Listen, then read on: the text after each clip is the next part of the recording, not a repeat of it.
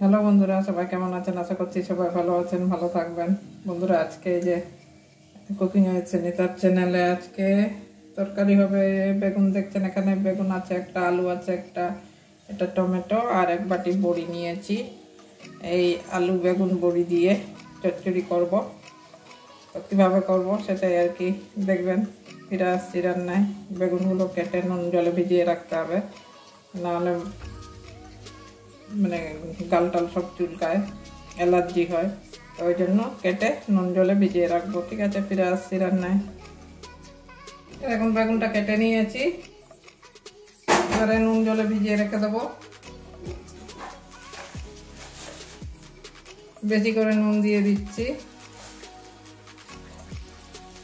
নুন জলে ভিজিয়ে রাখলে বেগুনের কষটা বেরিয়ে যায়, তাহলে আর অতটা মানে গালটা চুলকায় না। আমার তো হয় অ্যালার্জি, ওই জন্য আমি এভাবে বেগুনটা রান্না করি। ওই যে আর একটা পুরো বেগুনটা নিয়েছি। বেগুনটা একদম ঠিকঠাক ছিল, কোনো রকম কান্না ফানা কিছু ছিল না, একদম ঠিকঠাক। এবারে কিছুক্ষণের জন্য ঢেকে রেখে দেবো, 2-3 মিনিটের জন্য। যতক্ষণ ভিজিয়ে রাখা যায় ভিজিয়ে রাখবেন, টাইম থাকলে অসুবিধা নেই। আমি 2-3 মিনিট ভিজিয়ে রাখবো আর কি। ঠিক আছে, এবারে গ্যাসটা ধরিয়ে নিচ্ছি। আগে বড়িটা ভাজতে হবে, আলু ভাজতে হবে, বেগুনও ভাজতে হবে, সব কিছু ভাজবো। কড়াইটা গরম হতে দেবো, আলু আর বড়িটা ভেজে নেবো। কড়াই গরম হয়ে গেছে, এবারে তেল ঢেলে দিচ্ছি।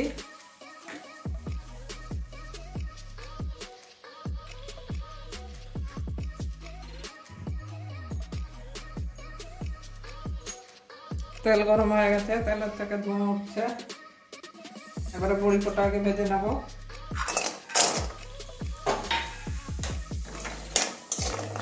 কত বড় বড় বড়িটা,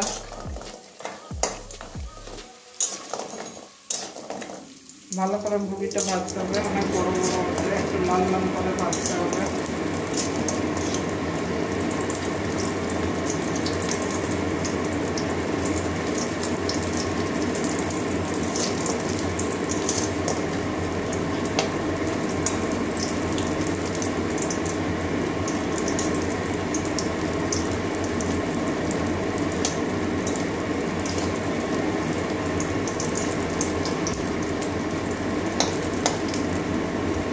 এই বড়িটা আমাদের এখানে একটা সবজি মানে সবজি নিয়ে আসে, সবজিওয়ালা আছে, ওখান থেকে নিয়েছি। আর একটা কাকু আছে, ওর বড়িটা একদম খুব পাতলা, তাড়াতাড়ি ভাজা হয়ে যায়। আর এটা জানি না, নতুন নিয়েছি। এবারে তুলে নেবো বড়িগুলো, সব লাল লাল করে ভাজা হয়ে গেছে।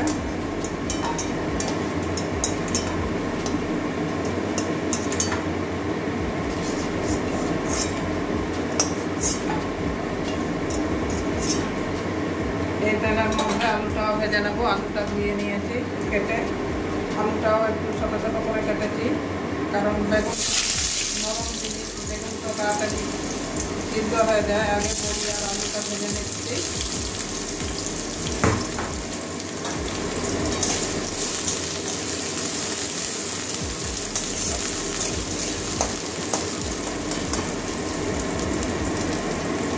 এবারে আলুটাও ওইভাবেই লাল লাল করে ভেজে নেব।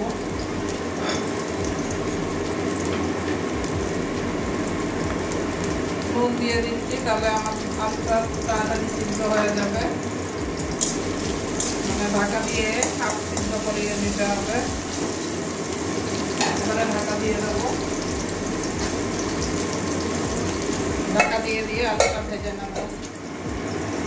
আপনারা দেখুন, বেগুনের জলটা একদম লাল লাল হয়ে গেছে, এই যে গোলা গোলা হয়ে গেছে, বেগুনের কষগুলো সব বেরিয়েছে।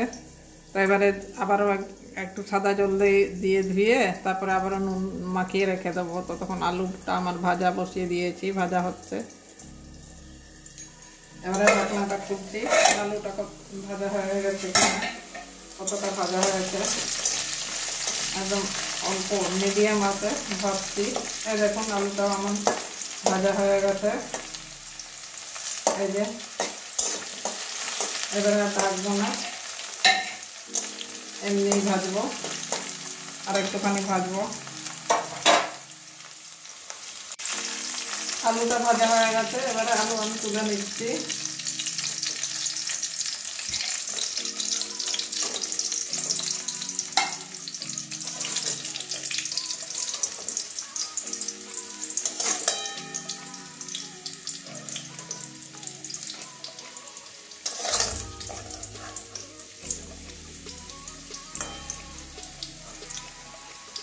একদম আলুগুলো সিদ্ধ হয়ে গেছে, তেল আর লাগবে না, এই তেলের মধ্যেই রান্না করব।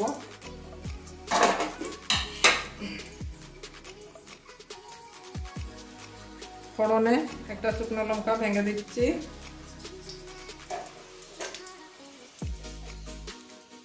5 ফোড়ন দিয়ে দিচ্ছি, অল্প 1 চামচেরও কম।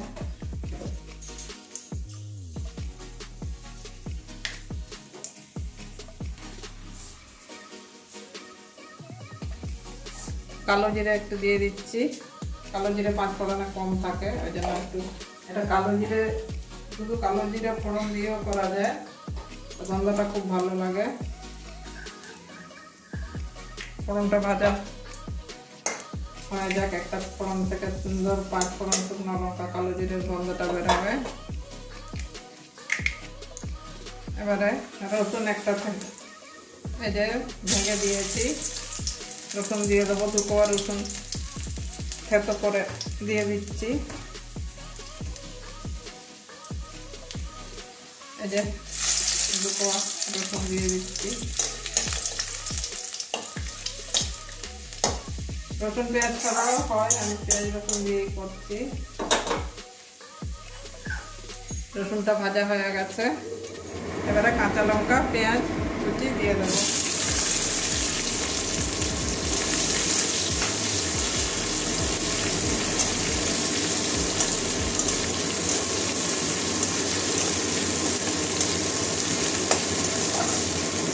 পেঁয়াজের কাঁচা লঙ্কা দিয়ে কাঁচা লঙ্কাটা যাওয়া পর্যন্ত ভেজে নেবো।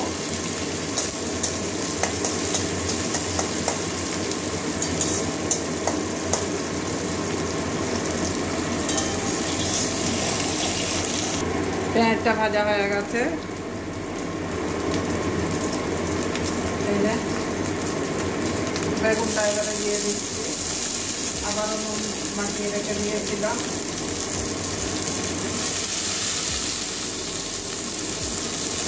জলগুলো দেখছেন লাল হয়ে গেছে, একদম জল পাকানো জলের খোঁজ বেরিয়েছে।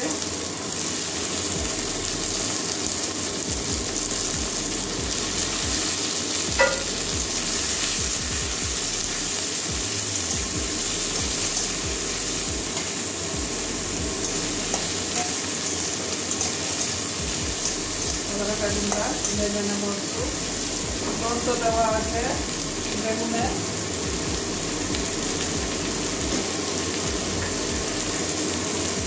হলুদ দিয়ে দিচ্ছি পরিমাণ মতো,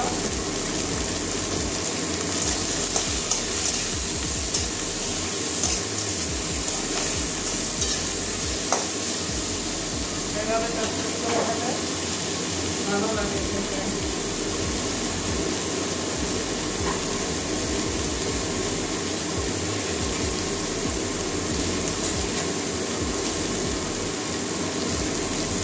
ধনে গুঁড়ো একটু দিয়ে দিচ্ছি বেগুনের মধ্যে,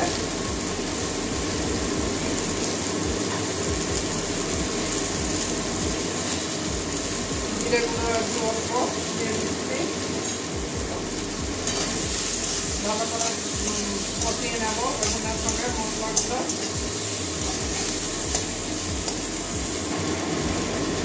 কালারের জন্য একটু কাশ্মীরি লাল লঙ্কার গুঁড়ো দিয়ে দিচ্ছি, কালারটা ভালো আসবে।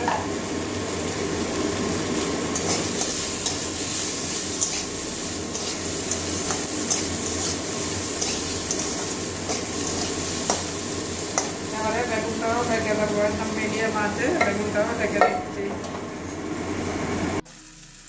এবারে ঢাকনা খুলছি, বেগুনটা আমার ভাজা হয়ে গেছে। আজকে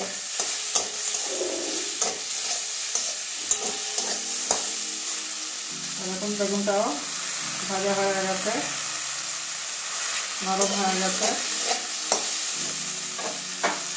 এবারে একটা টমেটো কুচি করে নিয়েছি, ছোট ছোট দিয়ে দিচ্ছি।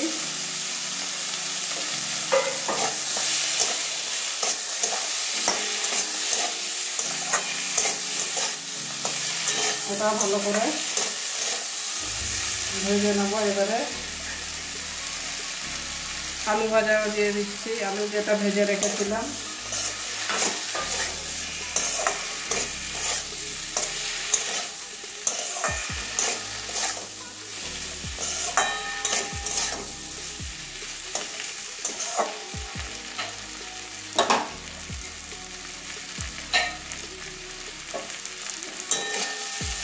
ভালো করে কষিয়ে নেব সবগুলো, বেগুন, আলু, টমেটো।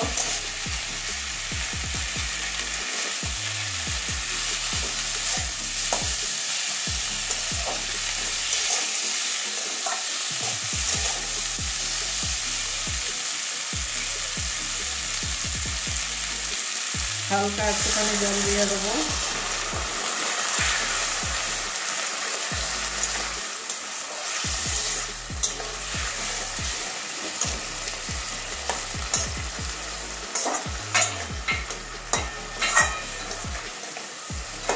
এবারে আবারও ঢেকে দেবো 2-3 মিনিটের জন্য। এবার আবারও 2-3 মিনিট পরে চলে আসলাম। জলটা অনেকটা টেনে গেছে, টমেটো সিদ্ধ হয়ে গেছে, আলু সিদ্ধ হয়েছে, বেগুনও সিদ্ধ হয়ে গেছে। এবারে ভেজে রাখা বড়িগুলো দিয়ে দেবো।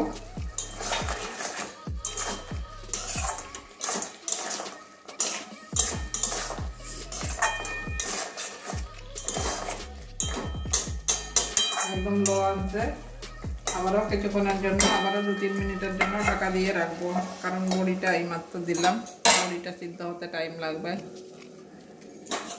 এবারে ঢাকনাটা খুলে নিচ্ছি আবারও।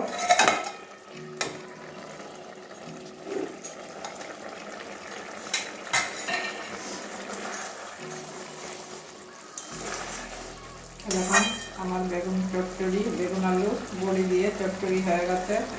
বড়িটাও এই যে নরম হয়ে গেছে, ভেঙে যাচ্ছে। একটা বড়ি ভেঙেছি, এই যে চাপ দিতে পারছি না, এই যে ভেঙে।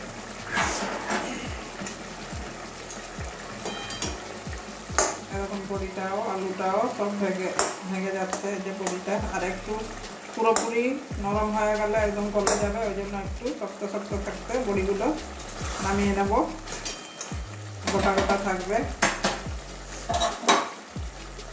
এবারে ধনে পাতা কুচি দিয়ে দিচ্ছি।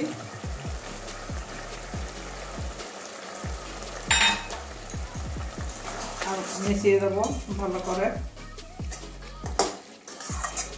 খুব বেশি নাড়াচড়া করছি না, কারণ বেগুনগুলো সব গলে যাবে।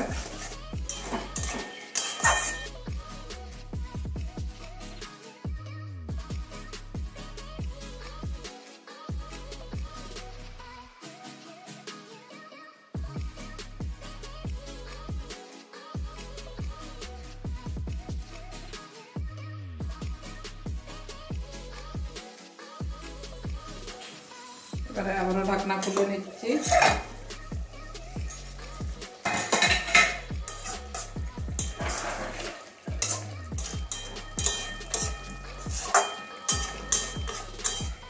আলু বেগুন বড়ি দিয়ে আমার চচ্চড়ি হয়ে গেছে। এবারে নামিয়ে নেব, নামিয়ে একটা বাটির মধ্যে বেড়ে দেখাচ্ছি।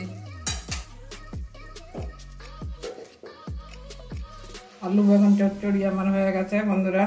এটা আপনারা ভাত, রুটি, দুটোর সঙ্গে, লুচি, সব কিছুর সঙ্গেই খেতে পারবেন। একটু মিষ্টি দিয়ে, মানে যারা মিষ্টি মিষ্টি খেতে চান একটু চিনি দিয়ে দেবেন। তো কেমন হয়েছে অবশ্যই কমেন্ট করবেন, আর ভালো লাগলে তো লাইক করতে হয়, এটা ভুলবেন না। লাইক আর সাবস্ক্রাইব করতে, নতুন বন্ধুরা সাবস্ক্রাইব করে দেবেন। তো বন্ধুরা কেমন হয়েছে অবশ্যই কমেন্ট করবেন। আর ওই যে আগেই বলে দিলাম, কি করতে হয়, লাইক করতে হয়, সাবস্ক্রাইব করতে হয়। নতুন যারা আসছেন তারা সাবস্ক্রাইব করে দেবেন, লাইক করে দেবেন, পাশে থাকা বেল আইকনটাও একটু টাচ করে দেবেন। তো আজকের জন্য এটুকুনই বন্ধুরা, আবার অন্য কোনো দিন অন্য রান্না নিয়ে আসবো। সবাই ভালো থাকবেন।